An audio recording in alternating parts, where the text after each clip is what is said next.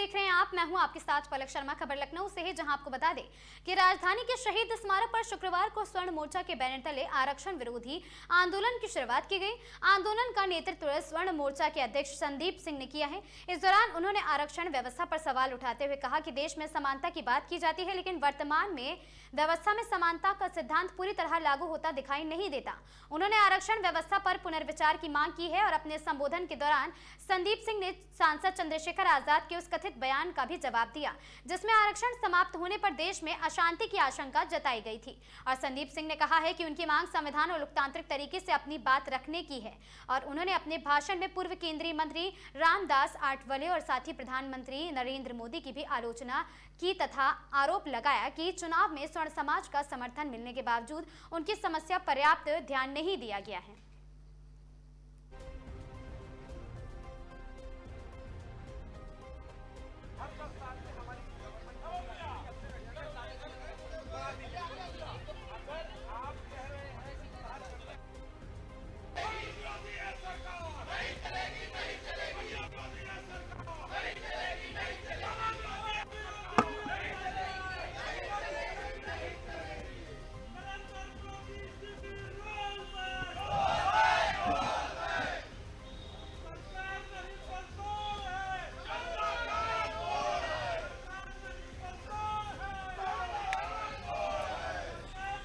नमस्कार, आप देख रहे हैं आगाज टाइम और मैं आपके साथ मिताली वर्मा।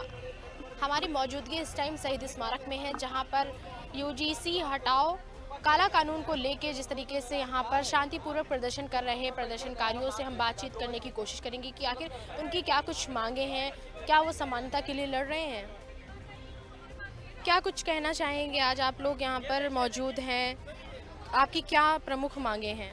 हम लोग यहाँ बैठे हैं, यूजीसी रोल बैक हमारा और ये आरक्षण का जो है जो अधिकार सबको दिया है, हम सबको तो बराबरी का अधिकार दें। आर्थिक रूप से आरक्षण का जो है पूरे भारत में लाभ मिलना चाहिए। इसी उसमें बैठे हैं कि यूजीसी को वापस लिया जाए। और जो जिस तरीके से हम लोग ये राजनीतिक दल जातियां खेल रहे हैं, जातियों में हम लोगों को बांट रहे हैं, पूरा देश एकजुट हो रहा था, सनातनमय हो रहा था, सब लोग हिंदू की बात कर रहे थे और सारे जितनी भी जातियों में आज बांटा गया है, सारी जातियां एकजुट हो रही थी और ये अचानक यूजीसी का एक नया कानून, काला कानून लेकर आ गए।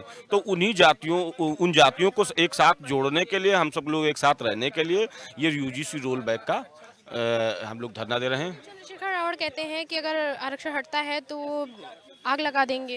कौन चंद्रशेखर रावत? मैं तो नहीं जानता हूं। अगर कोई कहता भी है, अगर कोई, मैं चंद्रशेखर जी को जानता हूं जो भारत के लिए शहीद हुए, भारत को आजाद करने के लिए क्रांतिकारी, महान क्रांतिकारी थे। बाकी और किसी चंद्रशेखर को नहीं जानता हूं मैं। अगर कोई कहता भी है भारत को आग लगा देगा तो एक झोपड़ी में आग लगा के दिखाए, कोई झोपड़ी में आग लगा के दिखाए। अगर भारत संविधान से चल रहा है तो उनके खिलाफ भी धाराएं हैं, वो धाराएं हैं, मुकदमा होगा, उसके बाद जेल जाएंगे। किसी भी तरीके की कहीं के भी कोई हो, खड़े नहीं हो पाए, बिना रिजर्वेशन के आज तक अपने पैरों पे खड़े नहीं हो पाए, आग लगाने की बात करेंगे। वो विकलांग हैं, आरक्षण की बैसाखी लेके चल रहे हैं, वो कह रहे हैं हमारे आने वाली पीढ़ी भी चलेंगी। वो विकलांग लोग हम लोग का सामना करेंगे, आग लगाने की बात करें। आप बताइए, आप लोगों ने धरना दिया है उसकी प्रमुख क्या मांगे हैं? यूजीसी रोल बैक, हमको न्याय चाहिए, हमारा समानता का अधिकार चाहिए। रिजर्वेशन कोई रखी हुई स्टोर में आलू की बोरी जैसी कोई वस्तु नहीं, उठा के दे दो। मेरा हक मार के उनको दिया जा रहा है। अगर मेरा हक मार रहे तो हम नहीं उठाएंगे, कौन उठाएगा ये बताइए। और पिछले 70-75 सालों से लगातार ये चलता आ रहा। और जो लोग वास्तव में जो जिसको रिजर्वेशन चाहिए वहां तक पहुंच भी नहीं रहा। जो हमारे दलित भाई बहन, एसटी समाज के, पिछड़े समाज के भी है लोग, उन लोगों तक आरक्षण आज तक नहीं पहुंचा। चलिए गाँव में पीढ़ी दर पीढ़ी एक नौकरी का उनको सहारा नहीं है। वो लोग कौन खा रहे हैं? उनका रिजर्वेशन उनके के समाज लोग ही खा रहे हैं। हम लोग 70 सालों से देखा कि उन तक पहुंच नहीं रहा, तब हम लोग उसका रिजर्वेशन का विरोध करने पे लगे, क्योंकि भाई उन तक पहुंच नहीं रहा है। मान के चलिए अगर आसमान से कोई चीज आ रही है, आसमान से कोई चीज आ रही है, पैसे आ रहे हैं, 2-2 हजार की नोटें सलाख बंद हो गई, हाथ चल रही शायद आ रही, तो कौन उठाएगा पहले? जिसकी हाइट लंबी होगी। तो जो लोग जो समर्थ हो चुके हैं एससी और एसटी ओबीसी समाज में, वही लोग उन लोगों को अपने ही समाज में रिजर्वेशन खा रहे हैं। हम लोग उनका हक तो लेने दे, लेकिन हमारा हक छीन करके वो लगातार जो है हमारा हक लेके प्रतिभाओं का हनन हो रहा और देश के गति में अवरोधक पैदा हो रहे हैं। ये बताइए, विश्व गुरु बनने की बात कर रहे हैं, विश्व गुरु क्या देश ऐसे बन पाएगा? आप बताइए। योग्यता घुटने टेक दे आरक्षण के आगे, इस किस देश में लिखा है? आर्टिकल 14 हमको समानता का अधिकार देता है, जाति भाषा लिंग के भेदभाव नहीं होगा, समानता का अधिकार मिलेगा, उसका लगातार हम 10 सालों के लिए बाबा साहब भीमराव अम्बेडकर ने 10 सालों का रिजर्वेशन लिखा था। अब कंटिन्यू बढ़ाते चले जा रहे हैं, बढ़ाते, जो सरकार आती है बेचते चले जा रहे, बेचते, कब तक हम लोग शांत बैठेंगे? ये बताइए। रोल बैक पहले भी काफी प्रोटेस्ट हो चुके हैं, तो आपको क्या लगता है इस प्रोटेस्ट से सरकार के ऊपर कुछ असर पड़ेगा? असर ये 2024 में जो ये इलेक्शन हुआ है उसमें जो है 503 सीटों में 240 पे घोड़ा अटक गया है ना, तब यूजीसी एक्ट आया नहीं था। अब 2027 में यूजीसी एक्ट आ गया है, 26 में, शायद 26 में, तो उसके अब 27 में इनको रिजल्ट दिख जाएगा। अगर कानून वापस नहीं हुआ तो सरकार वापस हो जाएगी, ये तय मानिए। कोई नाराजगी नहीं थी, समानता चल रहा था। 2024 में कहते थे 500 पार, 240 सीटें आई, ये उसके बाद यूजीसी एक्ट आया। अब 2027 में सरकार भारतीय जनता पार्टी की आनी नहीं है, ये सत्ता के आड़ में सत्ताधारी हो गए, ये समझ। तमाम मात्रा में यहाँ पर मौजूद हैं, क्या कुछ मांगे आपकी प्रशासन से? हम लोगों की मांग ये है कि यूजीसी रोल बैक किया जाए, क्योंकि इस पे समाज का किसी का भला नहीं होता, ये आपस में लड़ाने का काम कर रहे हैं। ऐसी गंदी पॉलिटिक्स नहीं करनी चाहिए, किसी भी सरकार को इस प्रकार का कोई कानून नहीं लाना चाहिए। इस कानून से समाज के किसी भी वर्ग का कोई भला नहीं होने वाला है, इसलिए ये कानून बहुत ही बेकार, जहरीला कानून है, काला कानून है, इसको वापस करना चाहिए। अपने देशवासियों के साथ इस प्रकार सरकार को मजाक नहीं करना चाहिए, उनको लड़ाई को खत्म करने वाली चीजों को लाना चाहिए, दूरी को खत्म करने वाली चीजों को लाना चाहिए, ना कि दूरी पैदा करने वाली चीजों को लाना चाहिए। तो आपको क्या लगता है कि इस प्रोटेस्ट का सरकार के ऊपर कोई असर पड़ेगा? क्योंकि पहले भी तमाम ऐसे प्रोटेस्ट हो चुके हैं। देखिए, जब लोग विरोध करते हैं तो लोगों की बात सुनी जाती है और सरकारों को बात सुननी पड़ेगी, क्योंकि अब भारत का बहुत सा वर्ग जाग चुका है, उनको पता है कि ये सब बेकार की चीजें हैं, सरकार ऐसी चीजें ला रही है जिससे लोग आपस में लड़े। अभी देखिए, कॉकरोच का इतना बड़ा प्रदर्शन हुआ, सरकार को पीछे हटना पड़ा।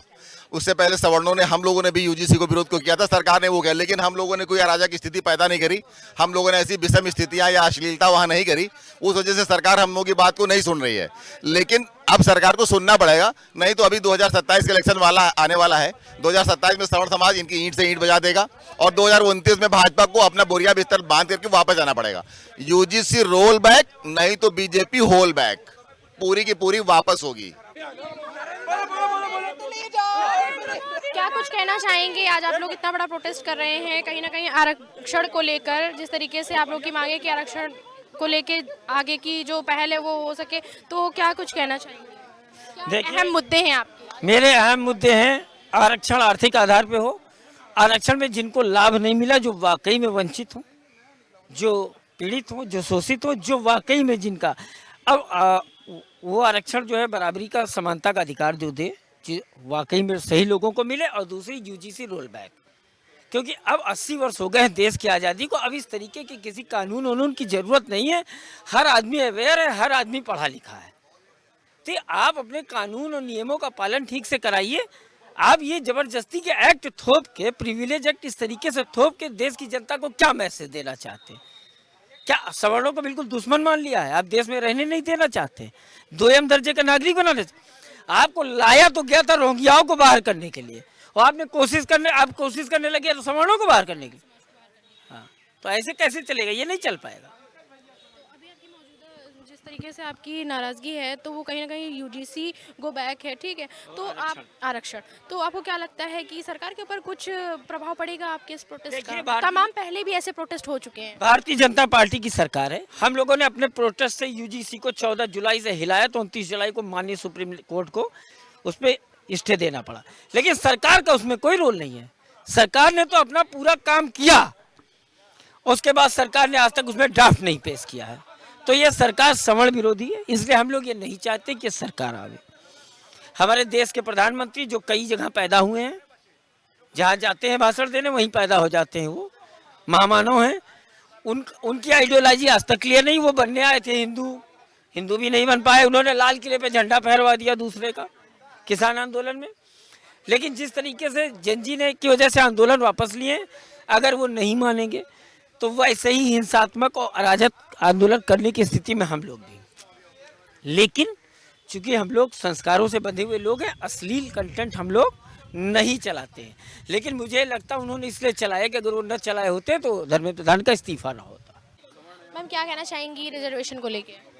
रिजर्वेशन एक बहुत बड़ी प्रॉब्लम है जिसको अभी के टाइम पे मुझे नहीं लगता कि वो रेलेवेंट है, बिकॉज ऑलरेडी इतने सारे मतलब सिक्योरिटीज़ और इतने सारे एक्ट ऑलरेडी आपके पास एक्ट है, अपने खिलाफ कोई गलत चीज़ होने के खिलाफ आप जा सकते हो। तो कास्ट के बेस पे आप डिवाइड ही क्यों करना चाहते हो? आप एक तरफ करते हो कि हम इक्वालिटी फॉर ऑल, हमारा कॉन्स्टिट्यूशन इक्वालिटी फॉर ऑल की बात करता है, रिजर्वेशन बाद में इंट्रोड्यूस किया गया। एक टाइम के लिए अगर हम मानते हैं कि गलत हुआ भी था तो अभी हम उसको बेहतर करेंगे या उन चीज़ों को बढ़ाते जाएंगे? रिजर्वेशन बढ़ता ही आया है फॉर द टाइम बीइंग।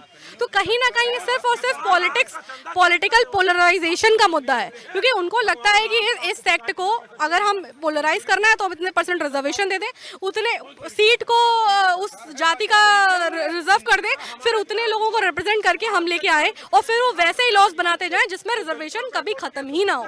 आप मुझे बताइए, जनरल वुमेन के खिलाफ एक्सप्लॉयटेशन नहीं है, हमारे लिए रिजर्वेशन क्यों नहीं है? वुमेन तो सबसे ज्यादा दबा कुचला समाज रहा ना। आज भी एनसीआरबी का डाटा क्या कहता है? हर मिनट 5 डेथ्स हो रही हैं ड्यू टू डोमेस्टिक वायलेंस। तो आप बताइए आप क्या कर दिए उसके लिए? आपने एक्ट ही रखा ना, पूरे मेन को तो बैन नहीं कर दिया। आपको क्या मांगे हैं सरकार से? मेरी प्रमुख मांग यही है कि रिजर्वेशन सिर्फ और सिर्फ क्लास बेसिस पे होना चाहिए। जो इकोनॉमिकली बहुत पुअर सेक्शन है उनको भी एक सर्टेन % ऑफ रिजर्वेशन मिलना चाहिए। ऐसा नहीं कि -77 -40 लेके वो एम्स पहुंच जा रहे हैं। ये सीधे सीधे मेरिट को ख़त्म कर देना है। इससे हमारा जो सच में मेरिटोरियस क्लास है वो सर्विस क्लास से ख़त्म हो जाएगा। उनके अंदर की जो तैयारी करने की भावना है, देश के लिए की सेवा करने की भावना है। अच्छा ये बताइए, क्रिकेट में नहीं है कोई रिजर्वेशन, आर्मी में रिजर्वेशन नहीं है, साइंटिस्ट इसरो में कोई रिजर्वेशन नहीं है, तो वहाँ पे इंडिया तो बहुत बेटर कर रहा है। आर्मी में जाने के लिए रिजर्वेशन कर दीजिए ना, अगर इतना अच्छा है तो।